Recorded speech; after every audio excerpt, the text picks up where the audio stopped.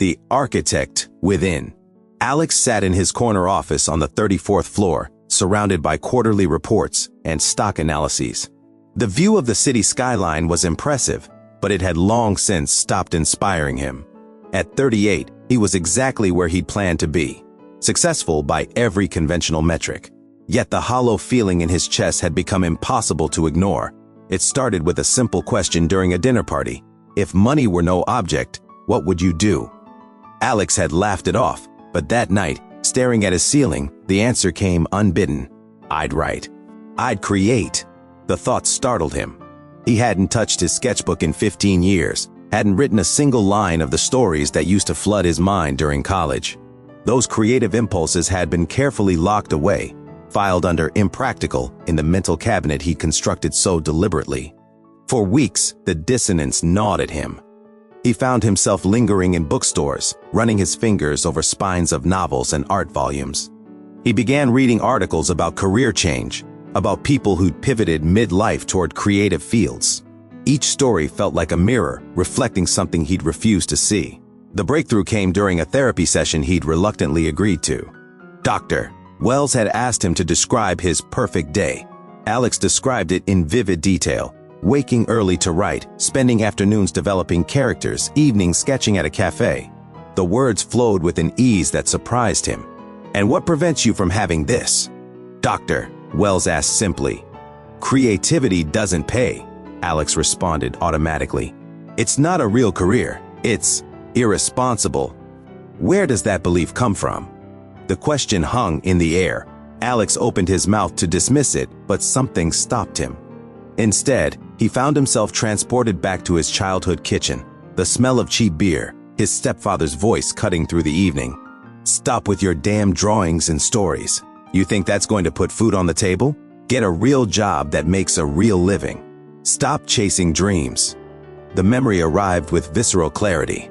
The shame, the quick hiding of his sketchbook, the silent vow to become someone his stepfather would respect. Alex sat in Dr. Wells's office, stunned.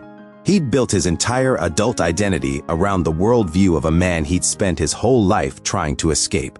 The responsible path he'd chosen wasn't born from wisdom, but from the desperate need to prove wrong, the voice that had told him he was foolish for wanting more. Is it true that creative careers can't be stable or successful? Doctor, Wells asked gently. Alex thought of the authors he admired, the graphic novelists, the successful screenwriters. No, he admitted, that's not objectively true. Then, whose truth is it? The question cracked something open. Over the following months, Alex began the deliberate work of separating fact from the fiction he'd internalized. He traced every limiting belief back to its source, examining each with new eyes. Creative people struggle financially. Became my stepfather struggled financially and projected that onto me. Stability requires sacrifice of passion became I learned to associate safety with self-denial. The reprogramming wasn't instant, but it was profound. Alex started small, writing for 30 minutes each morning before work, then taking evening art classes, then connecting with local writers' groups. Each step felt like reclaiming territory he'd ceded long ago. 18 months later, Alex sat at a different desk. In the spare bedroom he'd converted into a studio. His financial planning background had given him an unexpected advantage. He understood risk management, and he'd applied it rigorously to his transition.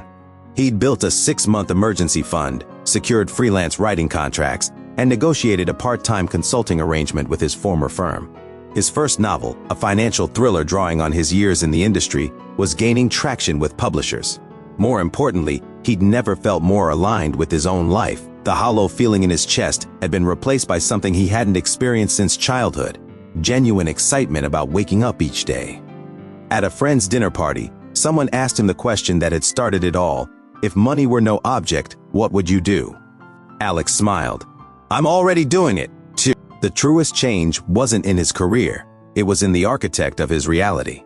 Alex had stopped building his life according to someone else's blueprint and had finally begun constructing from his own design. The invisible framework that had once constrained him had become visible, and in seeing it clearly, he'd gained the power to rebuild. His stepfather's voice still echoed occasionally, but now Alex recognized it for what it was. Not wisdom, not truth, just a fearful projection of a man who'd never dared to dream for himself.